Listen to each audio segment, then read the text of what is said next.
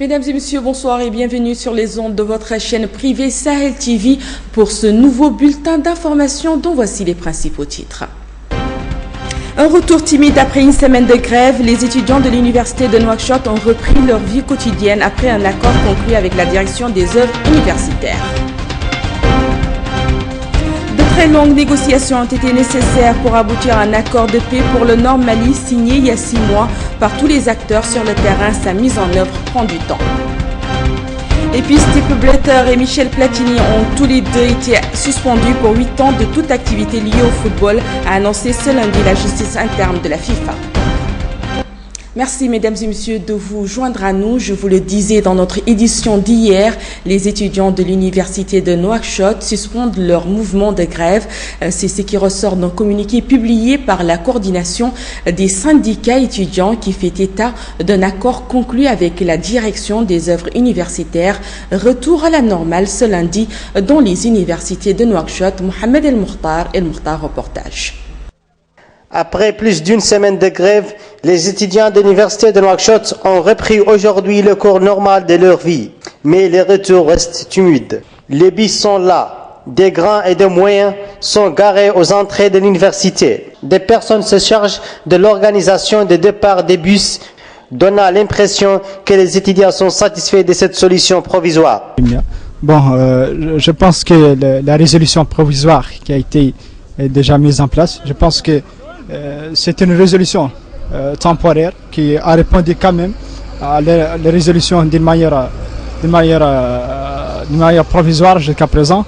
Il y a des étudiants qui pensent que cette résolution a répondu d'une manière aux attentes des étudiants. Mais il y a des étudiants qui pensent à un autre point de vue. La situation a été résolue partiellement, mais pas d'une manière parfaite, pas d'une manière qui répond aux attentes des étudiants. Cherche depuis quelques minutes un bus qui part à la place de Madrid. Trouver le bus qu'il faut n'est pas facile car les bus ne sont pas marqués par les lignes de destination, ce qui a posé un autre problème lié à l'insuffisance des bus alloués aux lignes les plus chargées. Pour le moment, c'est résolu. On a 35 bus, ça va. Mais à Basra, par exemple, ce matin, il y avait juste 2 bus. Et j'ai remarqué que les gens étaient si chargés. J'ai même pas pu avoir de place avec ma camarade. On est parti jusqu'à Carrefour VMD. Là-bas, on a trouvé 2 bus, on est venu. Ça va par rapport à avant, il y a un changement. Parce que là, on voit des bus, on peut rentrer quand on veut. Par exemple, 9h, à 11h, on peut rentrer. À 1h aussi, on peut rentrer. C'est bien, ça va pour l'instant. Une solution provisoire pour le problème de transport des étudiants de la capitale au nouveau complexe universitaire qui se situe à quelques kilomètres de la ville sur la route de Nouadhibou. Ce qui a permis la reprise des cours au niveau de l'université. Allé en grève il y a 10 jours demande encore plus.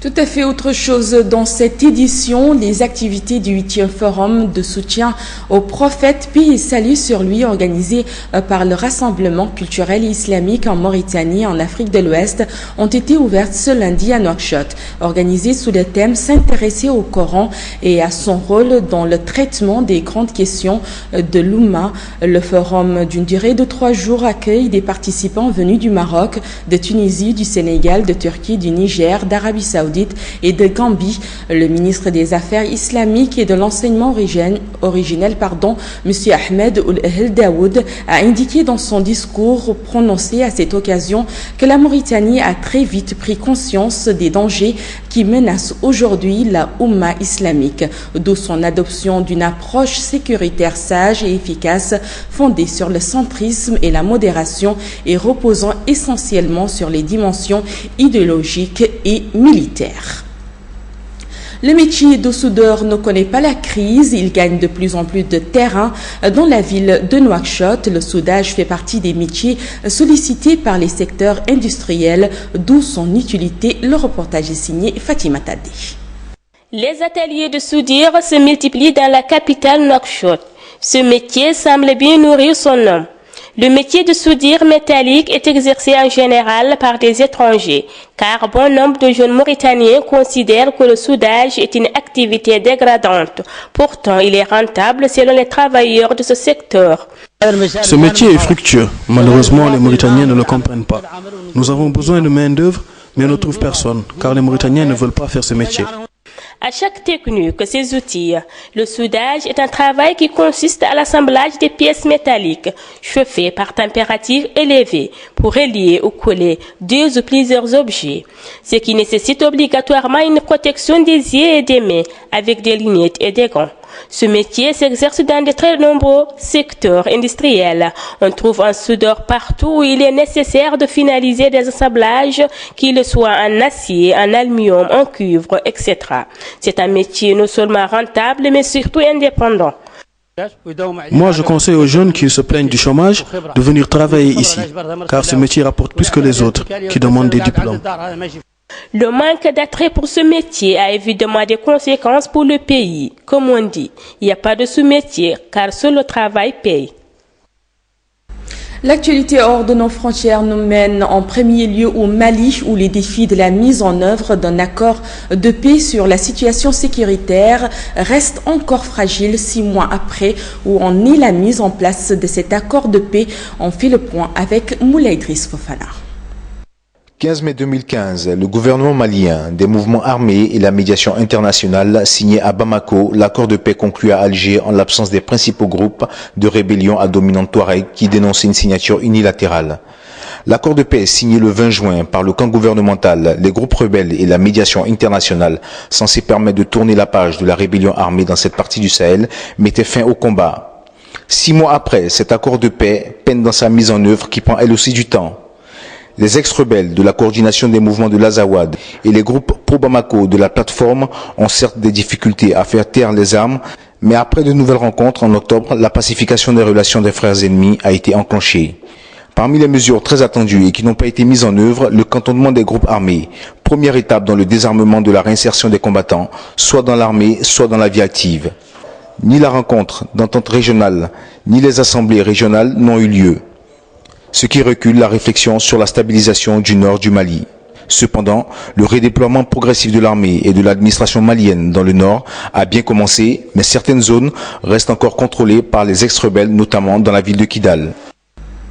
Je vous le disais en titre, Sepp Blatter, président démissionnaire de la FIFA, et Michel Platini, patron de l'UEFA, qui ambitionnait de lui succéder, ont tous les deux été suspendus de toute activité dans le football pour 8 ans par la commission d'éthique de l'instance lundi. El Alia Abbas, Cheikh Al-Hadrami pour les détails.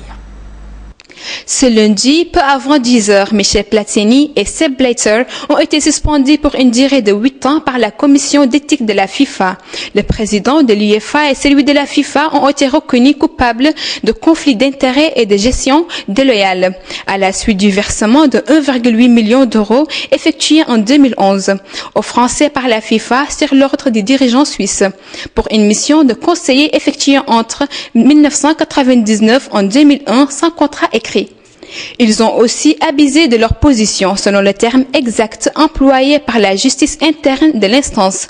En revanche, la corruption n'a pas été avérée pour toutes ces raisons. Ils ont également écopé d'une amende.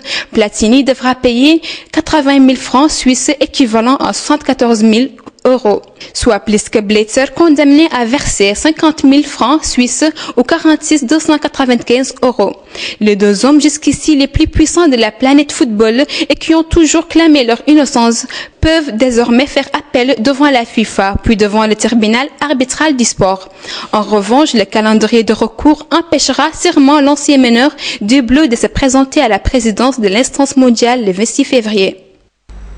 Merci à vous, Alia Abbas, Cheikh Al-Hadrami, pour ces détails. Place maintenant au reste de l'actualité internationale en bref et en images avec Fatim Youssoufal. Alors qu'Air France avait porté plainte contre X au tribunal Bobigny pour mise en danger de la vie d'autrui après la découverte d'un objet suspect à bord de ses avions reliant l'île Maurice à Paris. Un couple de passagers a été placé en garde à vue depuis 7 heures ce lundi après avoir été interpellé par la police aux frontières de son retour à Paris. L'homme serait, selon plusieurs médias, un policier de 58 ans à la retraite.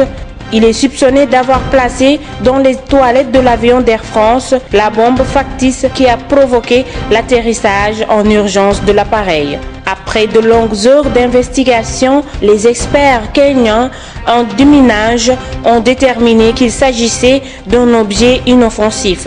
Apparemment, un composant ressemblant à un minuteur avait fait craindre la présence d'une bombe, un contexte de très forte menace terroriste sur la France, plus 2 mois après les attentats de Paris.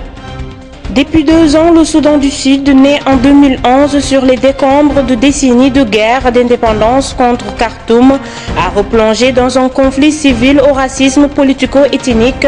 Les combats ont éclaté dans la capitale, Juba, le 15 décembre 2013 entre les unités rivales de l'armée sud-soudanaise, alimentées par des dissensions entre le président Salva Kiir et son ancien vice-président Riek Machar. Le conflit s'est rapidement propagé de l'ensemble du pays, malgré des accords de paix signés le 26 août 2015.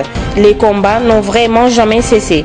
Les habitants de Lire, dans le nord du Soudan du Sud, ont vu arriver le premier convoi humanitaire depuis 5 mois. La région de Lire offre depuis 2 ans un passage de désolation. La région de Lire offre depuis 2 ans un passage de désolation. Les champs ont été détruits. Certains accusent l'armée de pratiquer la politique de la terre brûlée sur la terre d'origine du chef de la rébellion Riek Machar. La famine a été évitée de peu dans le pays en 2014, mais les organisations humanitaires ont de nouveau tiré la sonnette d'alarme cette année. Les seuils techniques marquant l'état de famine ne sont pas encore franchis. Même si le nord et l'est, principaux champs de bataille, en sont aujourd'hui très proches, les services de santé, déjà extrêmement rudimentaires avant la guerre civile, sont désormais en ruine. Les chambres du Parlement burundais se sont réunies ce lundi 21 décembre en congrès extraordinaire pour débattre de l'annonce par l'Union africaine du département d'une mission de maintien de la paix au Burundi. Englué dans une grave crise politique depuis 8 mois, avec la décision vendredi de l'Union africaine de créer une mission africaine de prévention et de protection au Burundi. Forte de 5000 hommes et pour une durée de 6 mois renouvelable, afin d'enrayer la sécurité de l'Union africaine qui a autorisé cette mission, avait donné 4 jours à Bujumbura pour accepter ce déploiement. Faute de quoi, le bloc panafricain prendrait des mesures supplémentaires pour assurer qu'il y ait lieu. C'est ce récit de Fatim Youssoufal qui met fin à cette édition. Merci à vous, chers téléspectateurs, de l'avoir suivi. Un grand merci à toute l'équipe technique et rédactionnelle qui nous ont permis de suivre l'information chez vous. Avant de nous quitter, comme chaque soir, tout de suite, le rappel des principaux titres. Un retour timide après une semaine de grève, les étudiants de l'université de Nouakchott ont repris leur vie quotidienne après un accord conclu avec la direction des œuvres universitaires. De très longues négociations ont été nécessaires pour aboutir à un accord de paix pour le Nord Mali, signé il y a 6 mois par tous les acteurs sur le terrain. Sa mise en œuvre prend du temps. Et puis Sepp Blatter et Michel Platini, qui ont été tous les deux suspendus pour 8 ans de toute activité liée au sport, a annoncé ce lundi la justice interne de la FIFA. L'information continue sur notre site www.sahel.tv. Passez un excellent moment en compagnie de nos programmes.